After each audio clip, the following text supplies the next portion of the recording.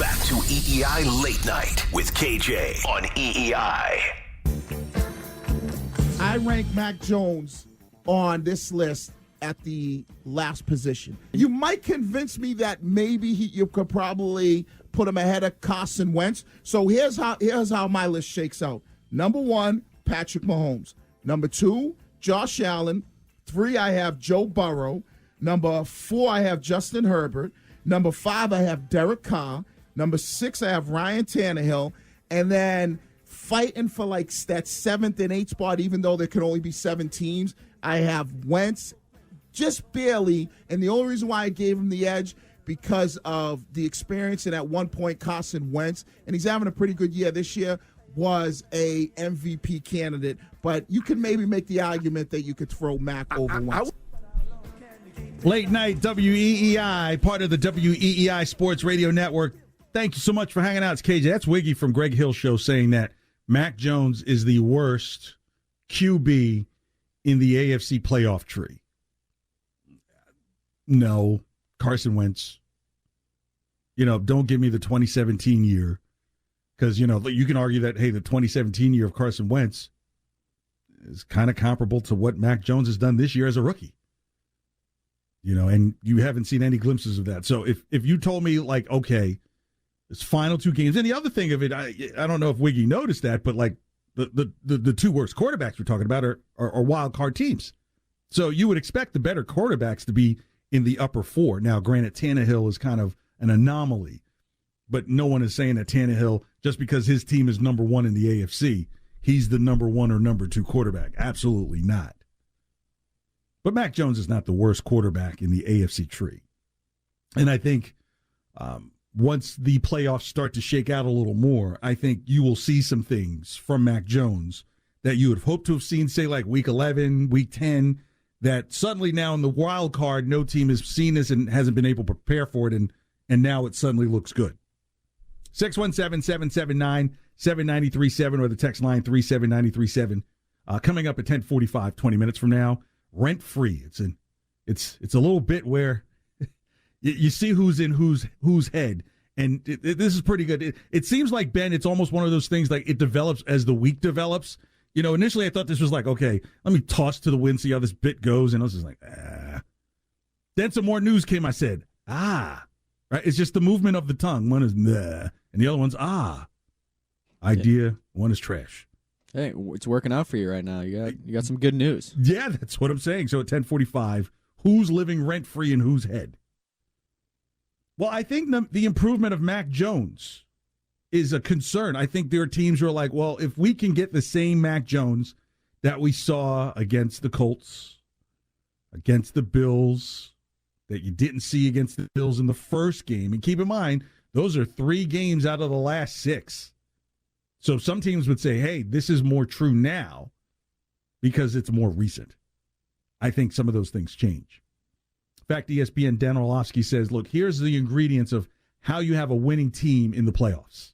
I think, first of all, difference-making quarterback play. You're going to want and need your quarterback to have elite level of play consistently over the course of a game, right? 4 quarters, and then over a stretch of 3 or 4 games. And more often than not, it is going to come down to the crucial moments of the 4th quarter, and you've got the chance to win or lose the game. 2, offensive flexibility, really.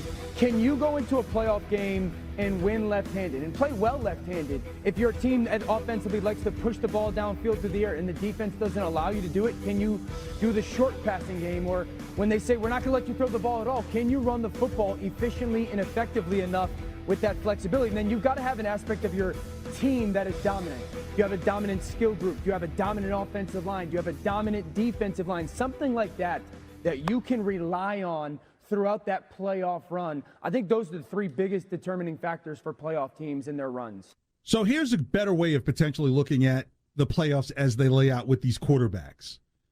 It's down to the last 4 minutes of the game. Who is more likely to make a critical mistake, right? If these games are tight and knockout, drag downs, no blowouts, which of these quarterbacks are most likely to make a mistake? Going from most likely to least likely, I would say the most likely Carson Wentz, followed by Derek Carr if the Raiders are in. I would say followed by, you'd be surprised at Josh Allen. Now, people are like, well, Josh Allen's probably the number 2, but he's most likely to make a mistake late.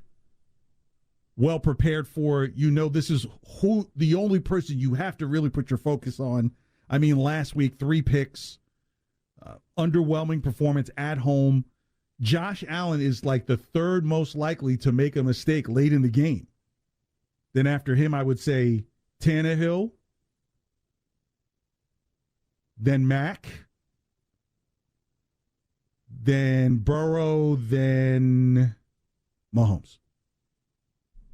So if you're looking back, instead of saying, like, who's going to be the most dominant, and clearly you can almost say, well, it's kind of in correlation to, where they are in the standings. But, like, hey, look, if this game is close and there's like 4 minutes left, who makes the critical mistake? And the reason why Mac Jones is not at the top of that list is because you have an effective running game. Now, I think what we'll find out against Miami, as I was discussing maybe about 15 minutes ago, some of these things may have a chance to be seen. Can Mac handle a game situation beyond managing it and showing that, okay, look, this guy can pull some things out, even if the team is up by 7 with 4 minutes left, Get a nice drive to put it in field goal range. Knock that out, put it up by 10, cover some spreads nicely, and that will be just as efficient. Now, you're not saying, like, okay, you're up 7, why would you want to go drive for another touchdown? I mean, unless they give it to you. But there's an opportunity to be able to show that skill this week for Mac Jones, and that's going to be a lot to tell. I cannot wait for the playoffs to start. The NFC, not as sexy as the AFC, right? And I think because you got a lot of young quarterback play. I mean, look at it. When you look at who's in there left, I mean, really, Ryan Tannehill's like the old guy. Mahomes is kind of like the super seasoned veteran, and everybody else is kind of like, some type of young gun. And I think that's what makes the AFC playoff picture so exciting, because whoever represents the AFC in the Super Bowl, I would be fascinated that if the quarterfinals came down to Tennessee versus the Patriots after the Patriots have upset the Bills, Kansas City versus the Bengals in a return game where the Bengals. So, Ben, because I think this might be like the 3rd time we've worked together. So when I started this rent-free bit that comes up in about 15 minutes, last week it said that the Bengals were living rent-free in the Chiefs' head, right? That literally the Bengals stood the Chiefs up in the mirror and beat them at their own game and actually have more weapons than the Chiefs do, when everybody's talked about all those weapons the Chiefs have. And you're like, wait a minute. They got a quarterback that's really, really good. They got 3 dynamite receivers. They've got a really good tight end. They've got an all-pro running back, and they barely have a defense. And then you're like, the Chiefs are like, well, they got a great quarterback. They got 1 receiver, 1 tight end, and a really bad defense for the most part. I'm like, maybe the Bengals are living rent-free in the Chiefs' head. And if this is a 3-2 game that plays in Kansas City, and Kansas City is known to wet the bed at home from time to time. Well, we've seen that. Gosh, how fascinating would that be? Bengals, Patriots, to see who goes to the Super Bowl. And that's what I mean about the young. You're literally talking about a rookie quarterback. That would be the story of stories. People would be getting sick. It's like, sir, do you have the flu? You have the common cold? Do you have COVID? Which isn't funny. Or is your Patriots hatred just suddenly bubbled up because you thought they were going to suffer for the next 8 years? It's going to make some people sick. Oh, I got to hear all this Mac Jones stuff. But I believe that at that point, Mac Jones would have proven that he has done more than what people were saying he wasn't doing. It's not going to be some 132-yard passing games. That's not going to happen. You're going to like, how did they get separation? The receivers are suddenly going to get separation? You just never know. That's the great thing about any given Sunday. Anything can happen. And also, I think what ends up happening, even if the Patriots win that opening round game, Josh McDaniels' name is going to be all over the lists of so many jobs. Like immediately. Like they're going to want him immediately. Here's Gresh and Keefe on their rap sheet discussing some of the places they think that Josh McDaniels would be ideal for. with those teams, so let's say maybe 5, what kind of candidate do you think Josh McDaniels will be? I think it'll be a good one. And, every coaching search has its own sort of way it looks and mold and way it transpires and trends and all that. And this year, and some years it's the hot, candidate, the hot coordinator, Robert Saleh or Arthur Smith. This year it's about the coaches who've been there before. So it's about Doug Peterson, it's about Dan Quinn. I think it's about Josh McDaniels. I mean, the bulk of this, the strength of this coaching class is coaches who've done it before.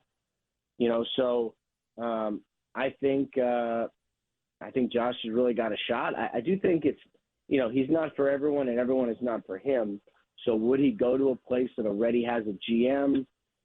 I would have some doubts there. If he's going to do it, he's going to do it his way. He's going to do it properly.